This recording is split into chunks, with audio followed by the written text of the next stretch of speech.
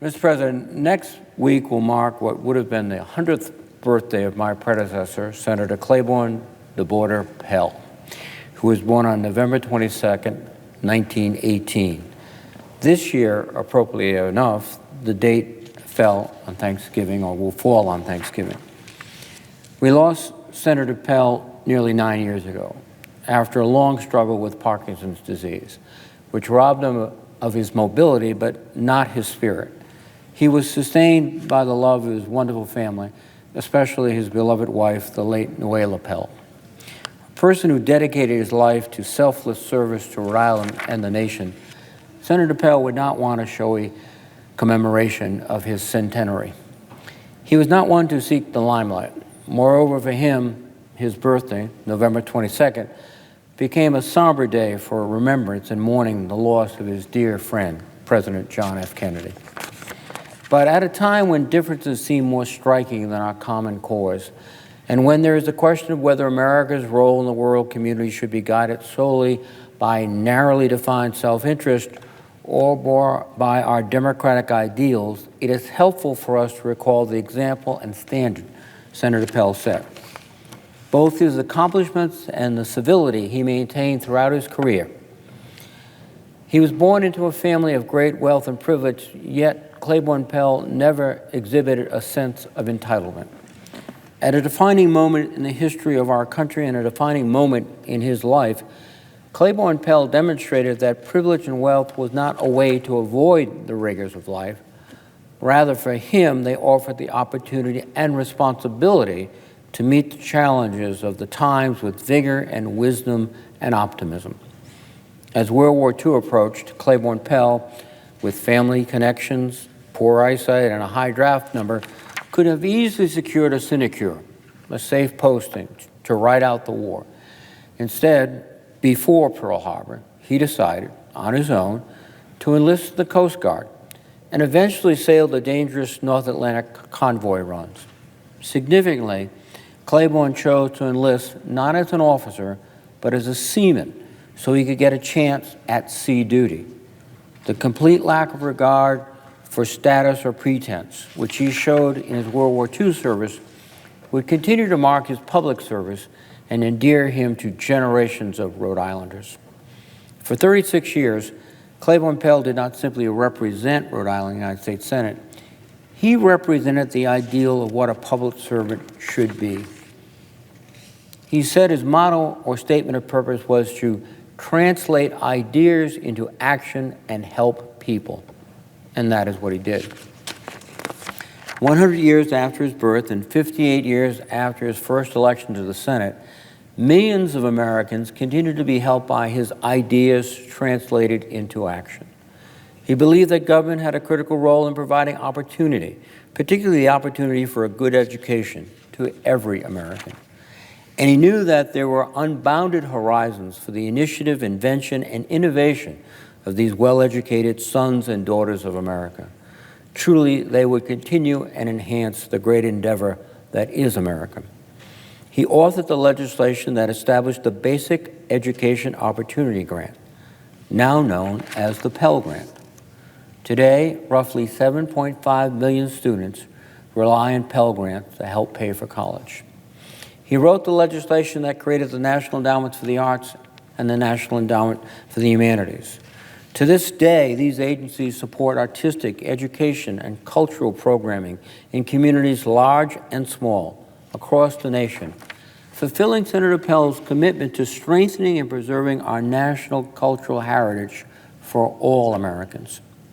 He led the effort to establish the Institute of Museum and Library Services, helping libraries and museums across the nation transform their communities through access to information and opportunities for lifelong learning. According to the Institute, people visited libraries over 1.3 billion times in 2015, and 55 million student groups visit museums each year. The vision that he articulated in the early 1960s for high-quality passenger rail service connecting the major population centers on the East Coast into a megalopolis led to the creation of Amtrak and the Northeast Corridor. Decades later, It is interesting to see not only how much of his vision has been achieved, but also how much of his vision is now reflected in ideas like Elon Musk's Hyperloop. Touched by the death of 2 members of his staff who were killed by drunk drivers, Senator Pell authored the first federal anti-drunk driving bill in 1976, 4 years before the founding of the advocacy group MAD, Mothers Against Drunk Driving. Senator Pell's legislation became the model for federal policy efforts to combat impaired driving by giving the states strong incentives to toughen their laws. Senator Pell was also deeply committed to America's role in securing world peace. His notion of a powerful America leading the world, not standing apart from it, and his notion that our values, our system, and our commitment to human decency would prevail in the face of totalitarianism was wisdom of the ages. In his service on the Senate Foreign Relations Committee, he espoused those views, seeking to remind us that our destiny would take us far beyond what simply a military operation or economic power might, because of our ideals and commitment to creating a world community. Senator Pell's approach to legislating was unfailingly kind and civil. In his farewell speech to the Senate, he laid out his guiding rules. In his words, first, never respond to an adversary in ad hominem terms. And in his 6 campaigns for the United States Senate, Claiborne Pell never ran a negative ad or attacked his opponent personally. Rhode Island's rewarded him with an average vote of more than 60% for each of his elections. Second, always let the other fellow have your way. For Senator Pell, winning an ally to achieve a legislative victory was more valuable than getting exclusive credit. Third, sometimes half a loaf can feed an army. He lived by those rules, but he feared that our politics and our media were pulling us in the opposite direction. That is why he used his farewell speech to urge us to stay true to a practice of politics worthy of our democratic tradition, saying, "If I could have one wish for the future of our country in the new millennium, it would be that we would not abandon the traditional norms of behavior that are the underpinning of our democratic system. Comedy and civility, transcending differences of party and ideology, have always been crucial elements in making government an effective and constructive instrument of public will. But in times such as these, when there is fundamental disagreement about the role of government, it is all the more essential that we preserve the spirit of civil discourse." Those words ring very, very true and relevant today, as they did when he gave them in his farewell address. Following in Senator Pell's footsteps, I am one who is in awe of his presence, his accomplishments, and feel a deep responsibility to continuing his legacy. He forged an enduring bond with the people of Rhode Island. He put ideas into action to help people. He was always civil and ready to find common ground. As we celebrate Senator Pell's 100th birthday, let us take inspiration from his spirit of service and collegiality. Let's translate ideas into action and help people.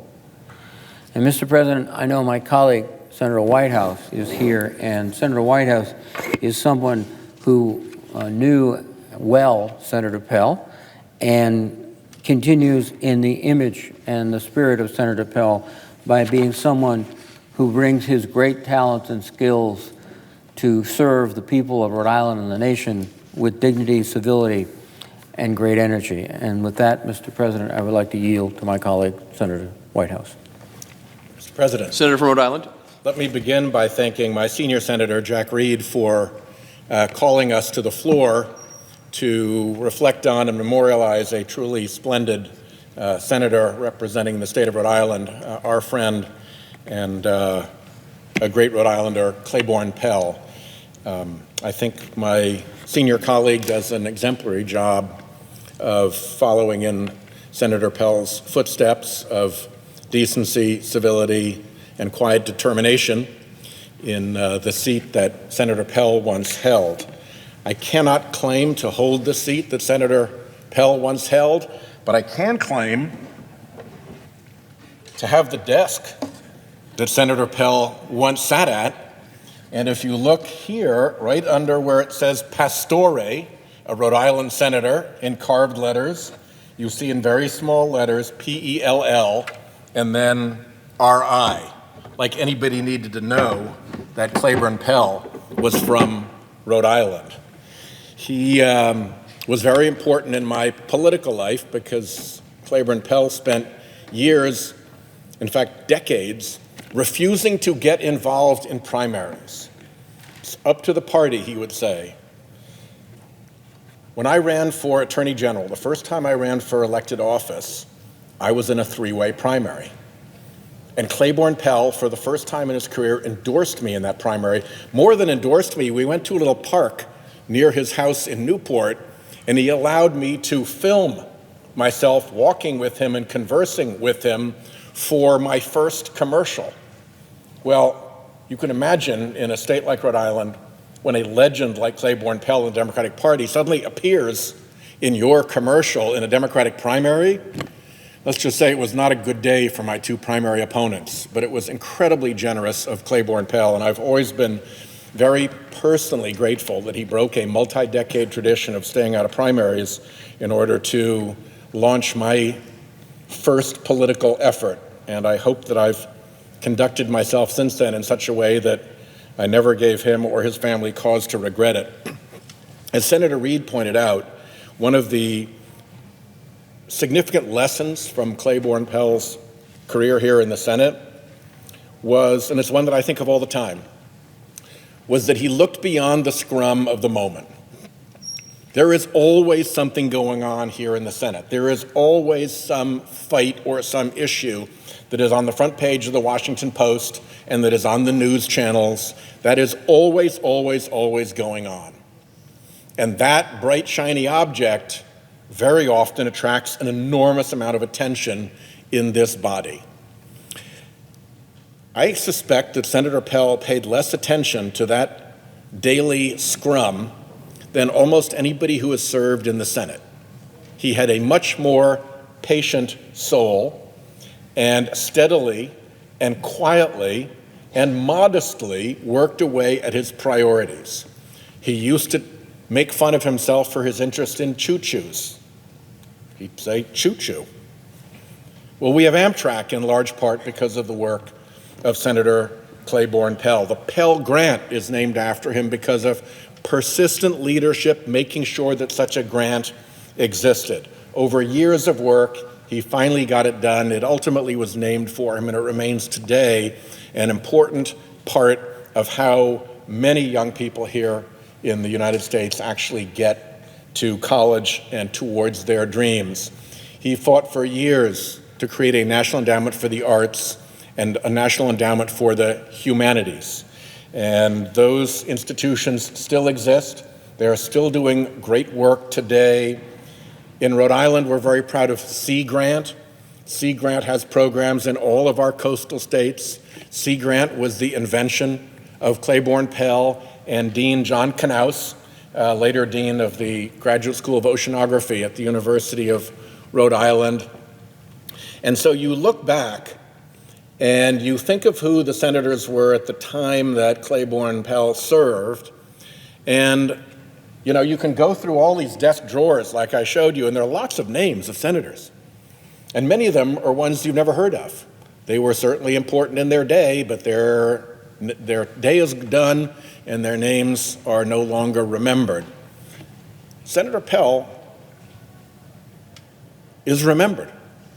He left lasting legacies like those, and he did it by quietly and patiently sticking with his priorities, which he knew were Rhode Island's priorities and America's priorities.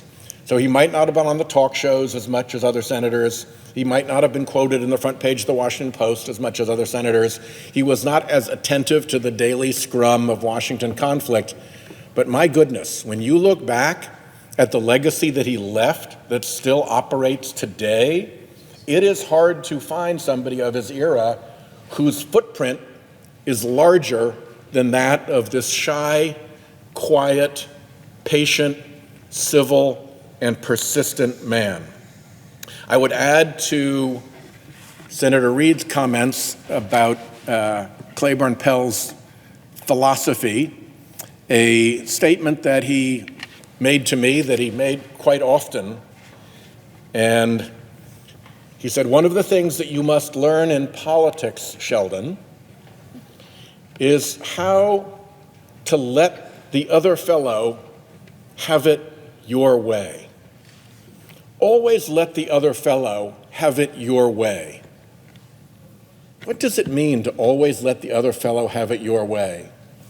What I take from that is that it means you have to stand by your principles. You have to achieve the goals you have set out for yourself and for your constituents. But on the way to getting there, if you can give others credit, if you can let other ideas join yours, if you can let other people have it your way, you are more likely to succeed.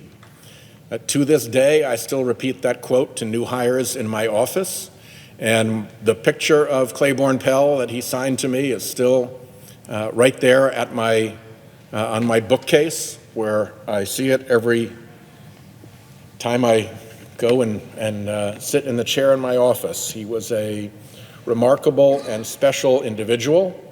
He was not your standard issue United States Senator, but the particular way he chose to go about his duties has left a larger footprint than most of his colleagues were able to leave. So I will leave with a memory of one of my final memories. Senator Pell was out of the Senate. His illness had caught up with him to the point where he was barely able to speak any longer. And his friend Ted Kennedy, who sat in this space right here, at a different desk, but right here in this spot on the Senate floor, was sailing through Rhode Island, and he called up Senator Pell and said, "I'd like to take you out on my boat." And it was arranged that Senator Pell would go out on his sailboat.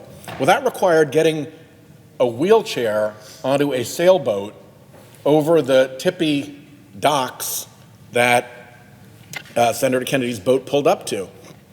But sure enough, we all grabbed a piece of the wheelchair and hoisted it up and stood over and stepped over and into the boat and set his wheelchair down in the cockpit of the boat. And Senator Kennedy started up the motor and drove it off down into Newport Harbor, and then shut off the motor and put up the sails. And as the wind caught the sails, the boat heeled over, and this old Coast Guardsman, Claiborne Pell, smiled a smile that I will never forget as the wind took the boat and we began to move out into Narragansett Bay. The only other thing that was really fun about that is because Senator Pell could barely speak any longer, he was actually a perfect fit for Senator Kennedy, who could basically not stop talking.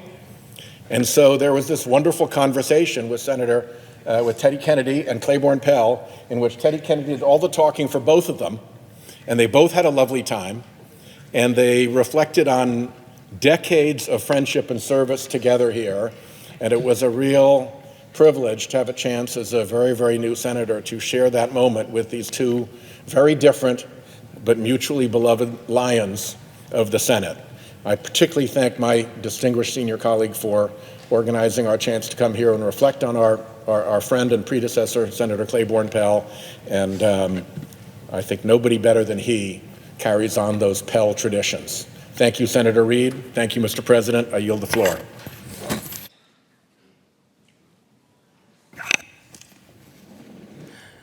Mr. President, Senator from Rhode Island. I'd again like to thank my colleague, Senator Whitehouse, for his very, very eloquent words about a great American, Claiborne Pell. And just a final comment, if you ever want to feel truly beloved, embraced by constituents, respected and admired, do what I did several times. March in a parade with Claiborne Pell and pretend they're cheering for you. With that, Mr. President, I would yield the floor and note the absence of a quorum. The clerk will call